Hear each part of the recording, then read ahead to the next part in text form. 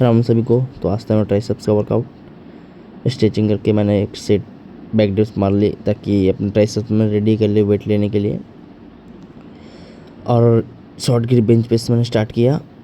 आप लोगों ने जो बोतल देखी थी, मैंने ये बोतल इसलिए लगाई है, कभी भी मतलब ये शॉर्ट ग्रिप बेंच प्रेस में कभी भी अपने चेस्ट तक नहीं लाना चाहिए बोतल को, चेस्ट से थोड़ा ऊपर आके उठा लेना चाहिए। और ये शॉर्ट ग्रिप बेंच मतलब बहुत बढ़िया वर्कआउट अपने ट्राइसेप्स के लिए और जो भाई बेंच इंप्रूव करना चाहते हैं उसके लिए।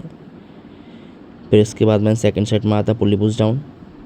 इसके बाद 4 सेट मारे थे मैंने 12 से 8 रैप। फिर मैंने इसके बाद मारा था ओवर हेड रोप एक्सटेंशन, जिसमें मैंने 4 सेट मारे थे। इस 4 सेट मैंने मारे थे 12 से 7 तक मैंने मारे थे, क्योंकि ज़्यादा हुआ नहीं।